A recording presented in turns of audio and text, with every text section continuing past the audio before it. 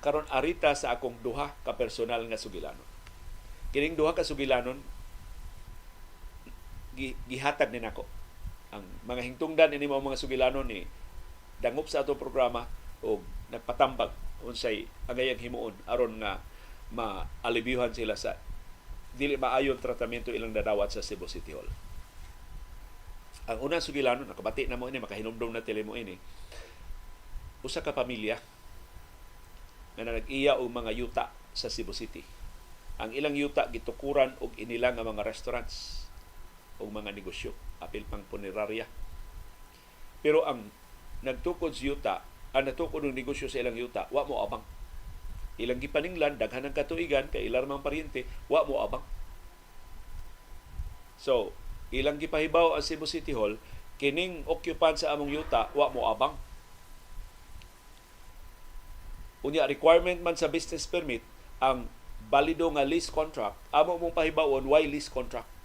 Kay wa ni sila mo abang sa among yuta. So, mahimo ba, dili na ni i-renew or mahimo kanselahon ang ilang business permit. Pag-abot lang City Hall, girefer sila sa Cebu City Legal Office. Ningon ang Cebu City Legal Office, sakto. Requirement sa business permit ang balido nga lease contract. So nisuwat og rekomendasyon ang Cebu City Legal Office ngadto sa buhatan sa mayor nga di na i-renew ang business permit ini mga negosyo nga gitukod sa yuta nga wa nila abangi.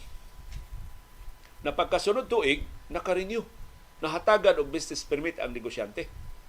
So gisusi sa pamilya nga naman ay sa negosyante di ay kada adlaw tuas golf course suod sa mga local officials, sakop sa Sinulog Foundation, suod kayong Mayor Mike Rama. Motong palaban sila sa ilang abogado, dito ilang abogado sa Cebu City Hall. Niatubang, wa mo atubang ang mayor nila, niatubang ang mga abogado sa mayor, giingnan sila, ang mayor gusto og negosyo sa Cebu City.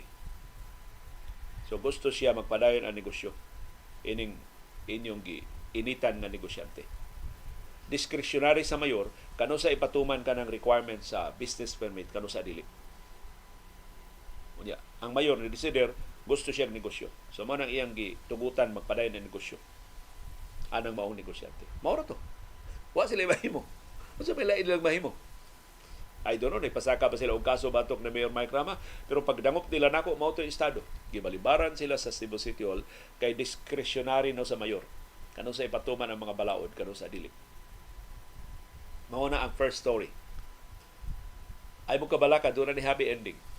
Ang ikaduhang istorya, pamilya nga doon sa yuta din sa Cebu City. Daghan silang yuta. Dili daghan, doon sila mga yuta sa nakalilain nga mga lugar sa Subo. Ya doon na sila transaksyon, kakinahanglan sila og papel o dokumento gikan sa assessor's office. So niadto silang Mandawi. Daghang salamat sa assessor sa siyudad sa Mandawi, ilang nakuha in 2 hours. Adto silang Kapitolyo sa Provincial Assessor's Office, ilang nakuha in 1 hour. Dito silang Dumanhog, doon sila yuta sa Dumanhog, ilang nakuha og 2 days. Finally, diri sila Cebu City. Okay. Taga Cebu City magid sila. Pag adto lang Cebu City, buto sa nang andanaha ang assessor's office, dito na sila, mga senior citizens na ni sila, dili na sila mga batanon. Pag abot dito, giingnan sila nga, sorry, computerized na atong operation, wa na may walk-in. Di na may entertain o walk-in, parehistro mo online, aron maatiman ang inyong concern. So niyo sila nga, mga senior citizens man in taon mi. Unya, nigahin ba yung may panahon? Nga mi, mahimo ba? Entertaino na lang mi, yan naman ang among mga requirements sa may mga dokumento inyong kinahanglan para makalihok na lang ni kay dinalian na ba ni among transaksyon? Ingon siya, sorry sir, why walk-in? Parehistro mo online.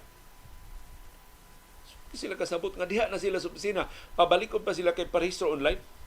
Sagdi lang, i-register niyo online, makadawat mo og text o makadawat mo og email, kano sa mo sunod makangari. I-set man ang inyong appointment. So, napugo sila og parehistro online.